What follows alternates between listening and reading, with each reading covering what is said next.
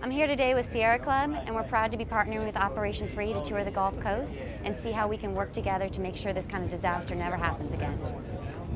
I was invited to participate. I'm a member of Mission Readiness organization out of Washington, D.C., which is a volunteer group comprised of retired general officers. I jumped at the opportunity because even though I took off my uniform in 2007, this is a continuation of my service to my country by educating people about this. I'm out here with my organization, Operation Free. It's a coalition of military veterans and national security experts that believe that our dependency on oil and the climate change issue are threats to national security.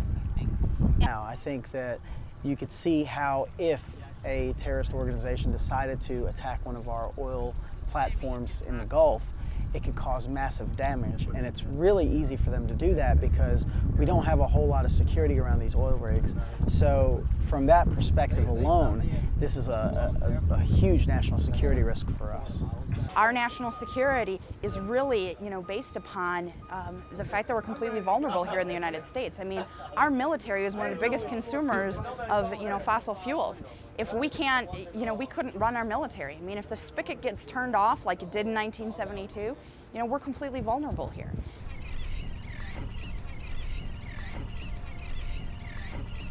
I saw out there widespread devastation to birds, animals, and the land itself. So it's going to take decades just with a concentrated effort to bring that back up the way it was before, if we ever can. My concerns and fears were validated.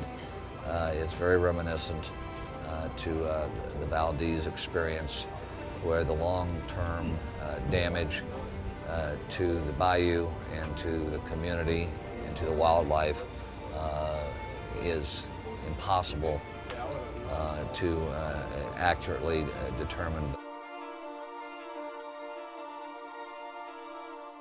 I saw the oil in the water. I mean, it was just, the sheen on top that you could see, and it wasn't like it was just from the one boat. I mean, it was all over. And then we also saw in the marshes just the oil covered all over the grasses, and it's just, just totally stuck to all the plant life.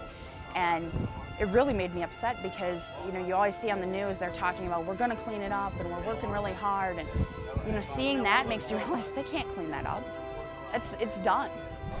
What somebody explained to me earlier was that these birds try to clean themselves off, and in the process of cleaning themselves off, they actually consume this oil, and so it'll make them sick too.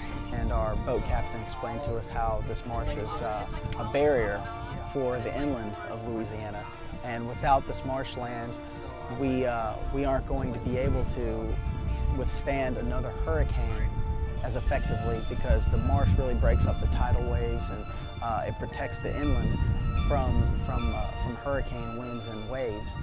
Well, the National Command Authority, the Pentagon, and the Department of Defense have already made public announcements that they are concerned about America's dependency on oil. Do I think it's possible for our nation to move beyond oil if we're willing to make that commitment? I think that we should get comprehensive clean energy reform. I think that's the solution. That's what's going to, shore up our economy, create jobs, and also protect our national security so we're not vulnerable because of that one source energy.